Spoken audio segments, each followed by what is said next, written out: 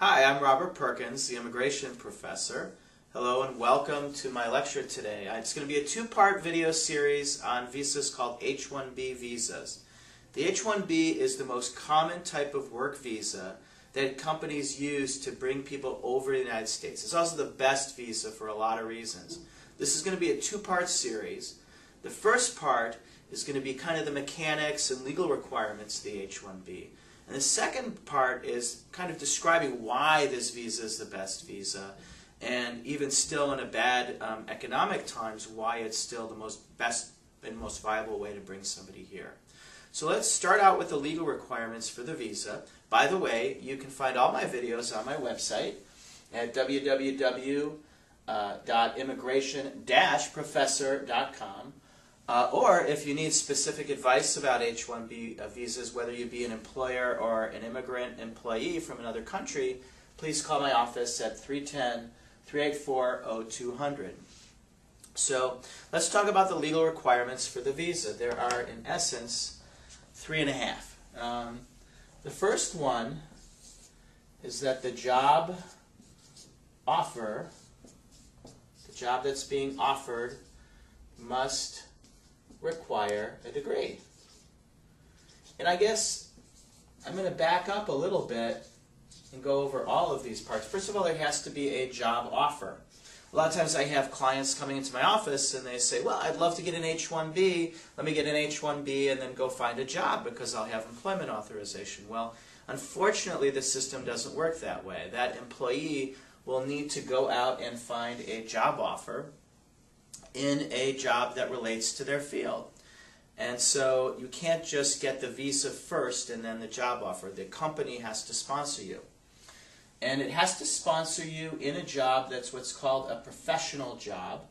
And the requirement for that is that the job has to require a bachelor's degree. In other words, if you are a legal secretary and you're going out to get a job, that job does not typically require that you have a 4-year bachelor's degree. However, if you're a civil engineer, for example, and you're going out and getting a job, that job does typically require that you have a degree.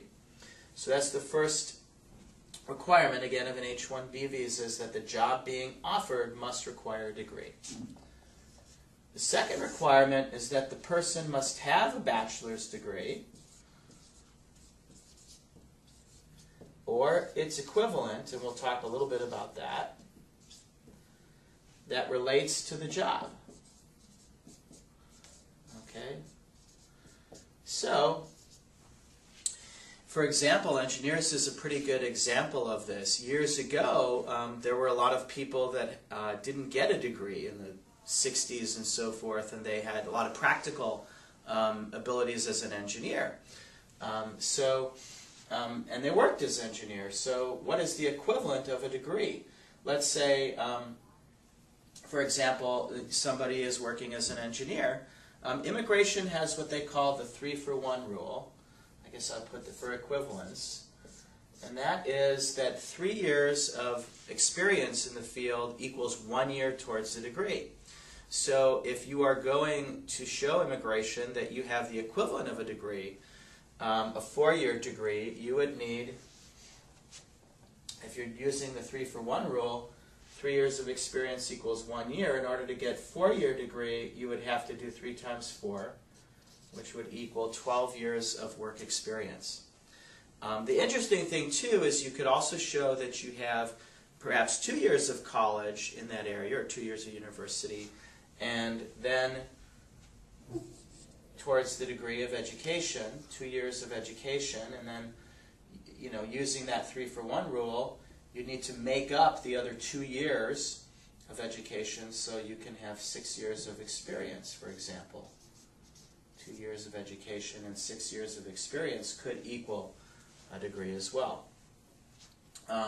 The third legal requirement, I guess I'm going to back up again. We're going to go to the second one again. I didn't explain another part of this, which says that the degree has to relate to the job. What does that mean? It means, for example, let's take our civil engineer example. If the engineer's degree is in fine arts, that could be a problem with getting an H-1B. If the engineer's degree is in engineering, then clearly that's not going to be a problem. So, and we do see cases, for example, where people might have a degree in math or physics and be doing IT work, where it could or could not become an issue. But sometimes we're able to get around that issue by showing that the job itself has a lot of mathematics or physics elements that might relate to that person's math or physics degree. So again, the second requirement is the person must have a bachelor's degree, I should say BA or BS, Bachelor of Science, or its equivalent that relates to the job that's being offered. So the third requirement for the job is that the employer must pay what's called the prevailing wage for the job. What does that mean?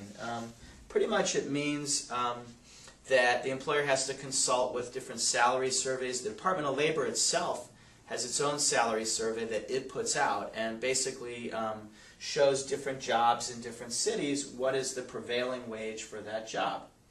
One interesting thing to keep in mind is that the job itself only has to require a degree.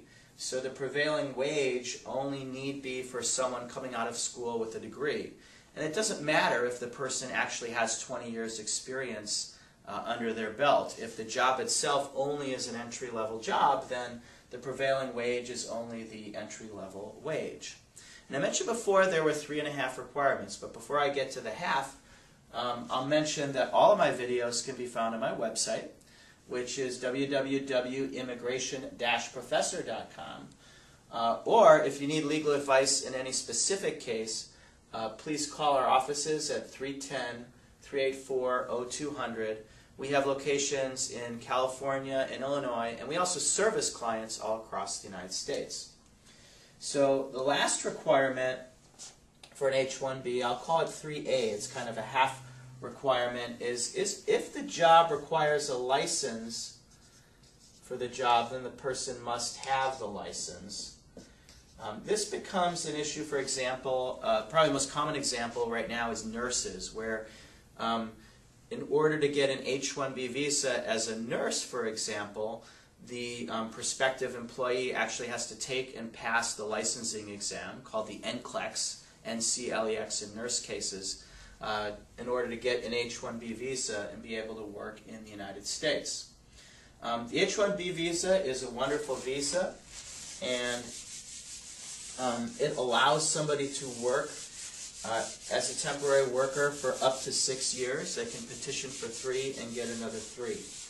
The other nice thing about an H-1B visa is that the person can intend to immigrate.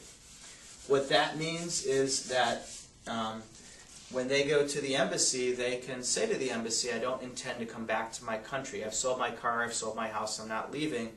And it's not really an issue. Most other temporary visas require that you demonstrate that you're going to come back. So that's our video about H-1B visas for today. That's part 1, just in terms of the basic legal requirements. You can find all of our videos on my website, which is www.immigration-professor.com. Or please call our offices. We'd love to help you, whether you be an employee or an employer. The number is 310-384-0200. Thank you very much.